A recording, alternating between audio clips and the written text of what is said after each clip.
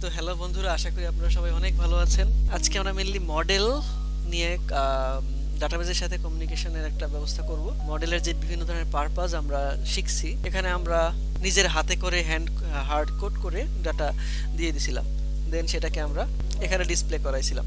তো এবারে আমরা যেটা করব সেটা হচ্ছে এই ডাটাগুলাই আমরা ডাটাবেজে ক্রিয়েট করব, অ্যান্ড সেই ডাটাবেজ থেকে এই ডাটাগুলো আসবে।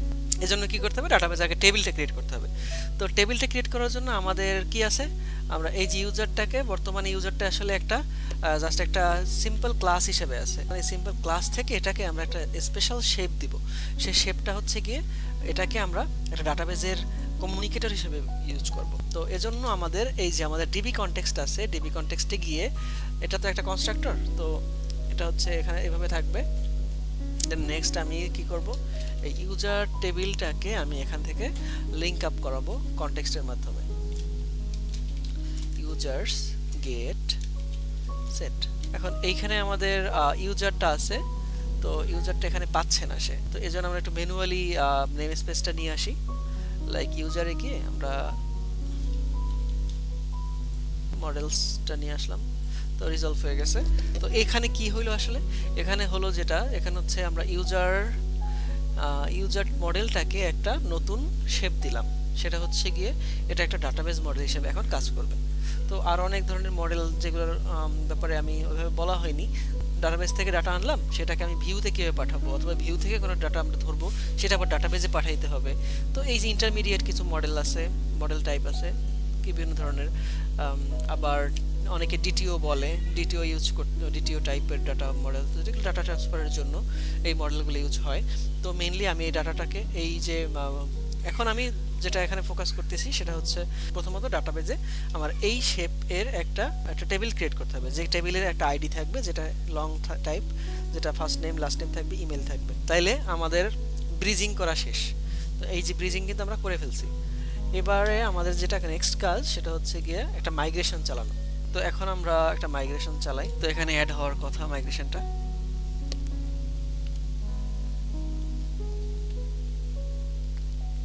তো এখানে দেখেন কিছু আমাদের যে যে ফাইলগুলো ছিল, ওই ফাইলগুলো কিন্তু, ফাইল বলতে হচ্ছে যে প্রপার্টিগুলো ছিল, প্রপার্টির আন্ডারে কিছু মাইগ্রেশন জেনারেট হয়েছে। লাইক অ্যাড ইউজার সিএস, এই যে ফাইলটায় এখানে হচ্ছে গিয়ে কিছু টাইপ জেনারেট হয়েছে, যেটা হচ্ছে ডাটাবেজের টাইপ অনুযায়ী এগুলো কোনটা কোনটার বাই ডিফল্ট ভ্যালু থাকবে, নারেবল থাকবে কিনা। এটা হচ্ছে আইডেন্টিটি 1 1, দ্যাট মিনস হচ্ছে এটা অটো ইনক্রিমেন্ট হবে, ঠিক আছে। তো এইভাবে করে আমাদের .NET EF ডাটাবেজ আপডেট, ঠিক আছে। তো এইটা যদি আমি করি তাহলে হচ্ছে আমাদের ডাটাবেসটা ওই ইউজার টেবিল সহ আপডেট হয়ে যাওয়ার কথা। তো এখন আমাদের এখানে কি ছিল, এখানে ইউজার ছিল, তো এভাবে ডাটাবেসটা আপডেট হয়ে যাওয়ার কথা। তো এখানে বলতেছে অলরেডি, তো আমি হচ্ছে গিয়ে একটা ইউজার টেবিল ক্রিয়েট করে রাখছিলাম, আমি ওইটা এখন একটু ডিলিট করে দিয়ে আসি। ডিলিট করে দিলেই আমাদের হচ্ছে গিয়ে এই কাজটা আমরা করে ফেলতে পারবো। আবার আপডেট যদি দেই তখন দেখা যাবে যে সেটা হচ্ছে আপডেট হয়ে যাবে, সাকসিডেড।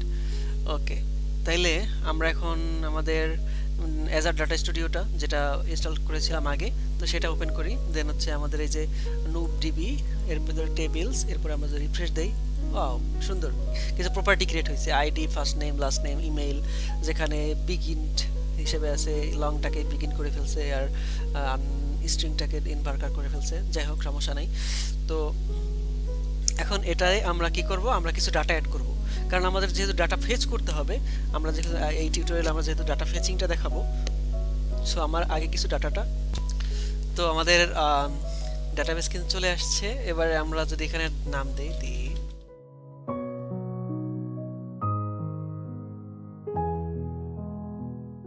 তো এরকম আমরা অনেকগুলা চাইলে ইচ্ছা মতো দিতে পারি।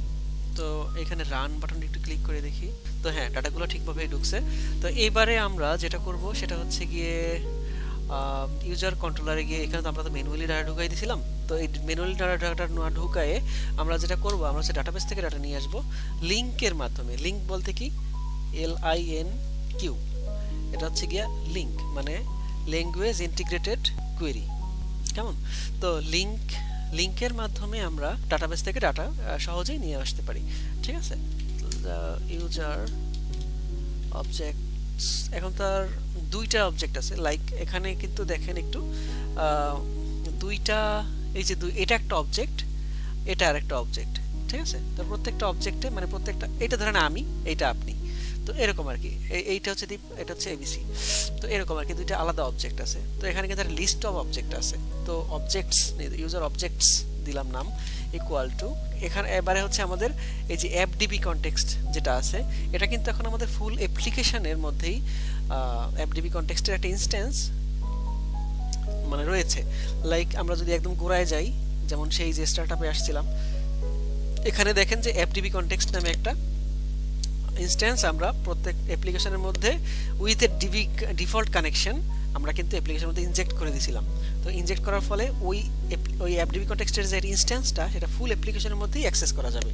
এখন সেটা আমরা যদি ইউজার কন্ট্রোলার থেকে অ্যাক্সেস করতে চাই, তাহলে এইভাবে অ্যাক্সেস করতে হবে। লাইক প্রথমত আপনাকে এভাবে লিখতে হবে প্রাইভেট রিড অনলি অ্যাপডিবি কনটেক্সট টাইপের ডিবি কনটেক্সট, সেটাকে আপনারা যেটা করবেন কনস্ট্রাক্টরের মধ্যে পাস করে দিবেন, ঠিক আছে, অন্যটা নাম দিয়ে।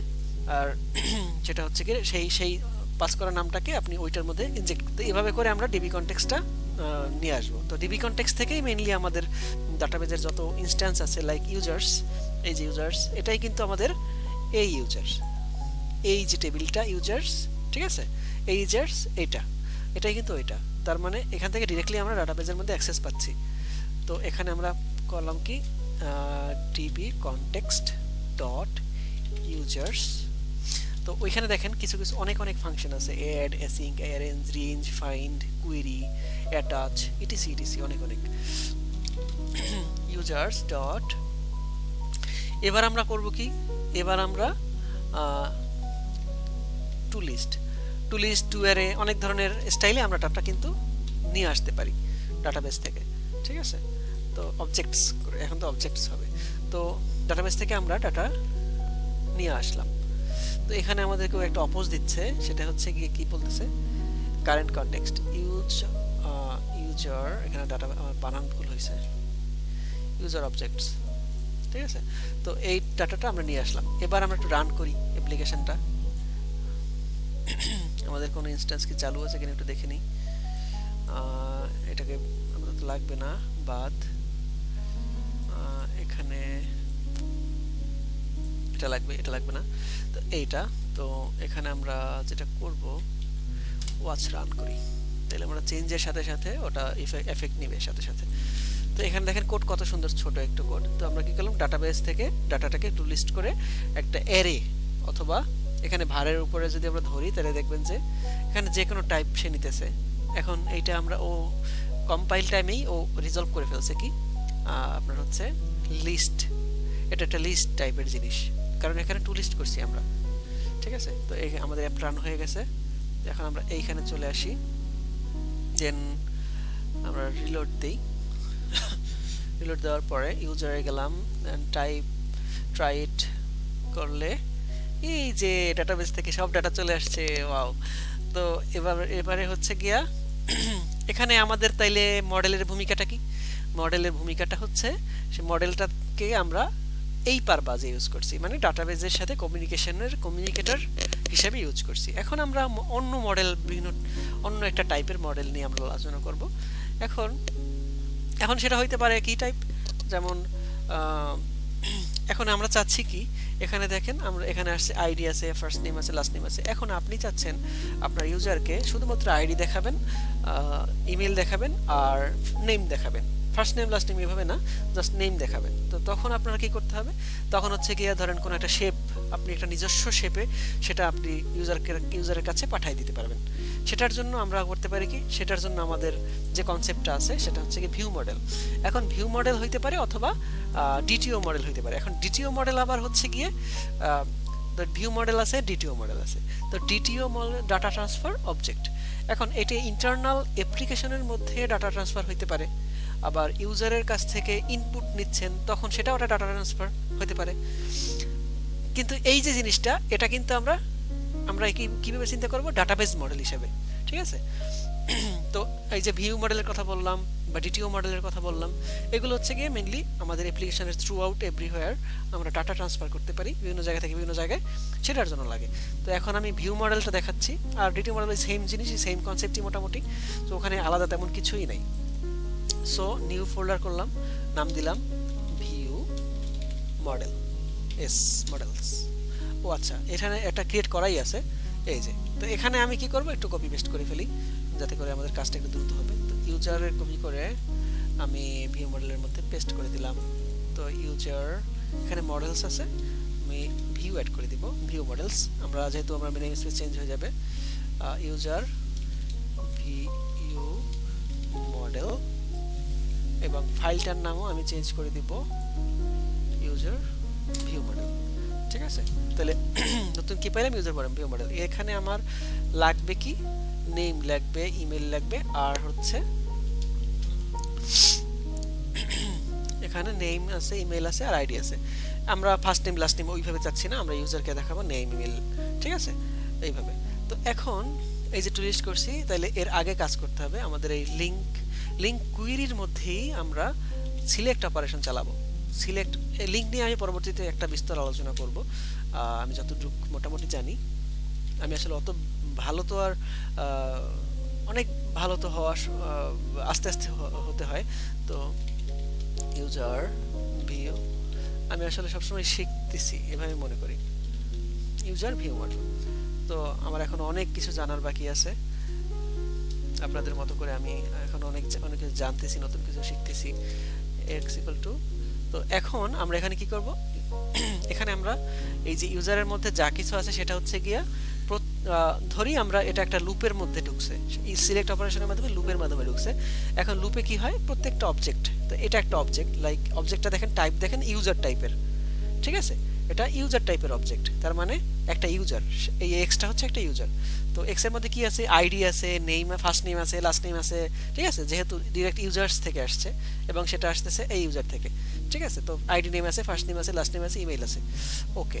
তাহলে এক্স এর মধ্যে ওই সব কিছু আছে। তো এখন এই এক্স এর মধ্যে যা কিছু আছে সেগুলো আমি এই যে নতুন মডেলের মধ্যে প্রজেকশন করব, ঠিক আছে। এই শব্দটার নাম হচ্ছে প্রজেকশন। তো আমরা কি করব, সিলেক্ট করে ওইগুলারে আমি নতুন একটা মডেলের মধ্যে, নিউ একটা মডেলের মধ্যে নতুন একটা অবজেক্ট ক্রিয়েট করব, ঠিক আছে। যে অবজেক্টটা এখানে সিলেক্টের মাধ্যমে লুপের মাধ্যমে ঘুরে ঘুরে প্রত্যেকটা ভ্যালুকে ও করবে কি, এই নিউ মডেলে প্রজেক্ট করে দিবে, লাইক এক্স ডট আইডি, আবার name equal to x dot first name plus, এবার আমরা ফাঁকা ফাঁকা দিয়ে যেটা করতে পারি, এক্স ডট লাস্ট নেম, ঠিক আছে। এবার হচ্ছে ইমেল, এক্স ডট ইমেল। তো এখানে কি করলাম, খুবই সিম্পল একটা বিষয়, আমরা সিলেক্ট করে নতুন একটা মডেল ক্রিয়েট করে সেই মডেলের মধ্যে ডাটাগুলোকে প্রজেক্ট করে দিলাম। সেই প্রজেকশন অনুযায়ী ডাটাগুলা আমার এটার মধ্যে চলে আসবে এবং এটাকে আমরা একটা টু লিস্ট করে দিই। টু লিস্ট করার মানে হচ্ছে, আমরা যেটা আগে মনে হয় বলছি খুব সম্ভবত, অথবা যদি না বলে থাকি, এটা হচ্ছে আমরা ডাটাবেস থেকে যে ডাটাটা ধরলাম, মানে এই পর্যন্ত হচ্ছে ডাটাবেস অপারেশন, এই পর্যন্ত হচ্ছে ডাটাবেস থেকে আমরা ডাটাবেস ধরলাম, এরপর ওটাকে আমি আমার মেমোরিতে নিয়ে আসলাম, ঠিক আছে, মেমোরিতে নিয়ে আসলাম। আবার চাইলে মেমোরিতে না নিয়েও কাজ করতে পারি, সেটাও করা যায়, আচ্ছা, আবার মেমোরিতেও নিয়ে আসা যায়। এতে করে কি হবে, এতে করে হচ্ছে গিয়া ও টু লিস্ট করলে ও হচ্ছে গিয়া লিস্ট অফ দেখবে। আর এখানে যদি সেটা না করি তাহলে দেখবে একটা নতুন একটা টাইপ, সেটা হচ্ছে আইকুইরেবল, ঠিক আছে। তো আইকুইরেবল টাইপের ডাটা চলে আসবে। এখন এটাকে আমরা চাইলে করতে পারি অ্যাজ ইনইউমারেবল, এরকম বিভিন্ন ধরনের লিস্টিং টাইপ আছে, ঠিক আছে। তো এর মধ্যে টু লিস্ট আছে, অ্যাজ ইনইউমারেবল আছে। তো এইভাবে আর কি আমরা ডাটাটাকে ইউজার অবজেক্টের মধ্যে প্রজেক্ট করতে পারি। এবার প্রজেকশন করার পরে আমরা যদি এখন এইখানে দেখি রান করছে ঠিকঠাক, ওকে, তাহলে আবার কল দেই, এক্সিকিউট। এখানে এই যে চলে আসছে দীপজ্যোতি শিকদার, দেন ABCDEF, অসাম, ঠিক আছে। তো আমাদের ডাটা কিন্তু সব প্রজেক্টের ডাটা চলে আসছে। তো এখানে কি হইলো আসলে বিষয়টা হলো, ইউজারের কাছ থেকে একটা শেপে আসলো, আমরা করলাম কি সেই শেপটাকে এই শেপ দিলাম, ভিউ মডেল শেপ দিলাম, কারণ ভিউতে আমি চাই ডাটাটাকে। তো ওই শেপে করে আমি ডাটাটাকে ভিউ মডেলে নিয়ে আসলাম। তো ডাটাবেজে কানেক্ট করলাম, ভিউ মডেলে হোল্ড করলাম, সেটাকে আমরা ভিউতে নিয়ে আসলাম। এই তো তো এটাই আর কি। আশা করি আপনার ভালো লাগছে। আর টিউটোরিয়াল আমরা যখন দেখি, আমরা সাধারণত মাঝে মধ্যে দেখা যায় যে কথা শুনতে শুনতে বোর হয়ে যাই বা এরকম একটা ফিল হয়, এটা স্বাভাবিক। বাট আমার মনে হয় কি, আমরা যদি একটু মনোযোগ দিয়ে প্রত্যেকটা কথা শুনি, তাইলে আমার মনে হয় অনেক কিছুই মিস করে যাওয়ার সম্ভাবনাটা কমে যায়, মানে গ্র্যাব করতে পারি যে আসলে কনটেক্সটটা কি। তো এটা করলে আমার মনে হয় অনেক বেটার। এটা আমার আসলে একটা সাজেশন সবার প্রতি, আমরা যেন ভিডিওটা না টেনে দেখি। তো আশা করি আপনারা সবাই অনেক ভালো থাকবেন, সবাই সবাইকে অনেক ভালোবাসবেন। Thank you.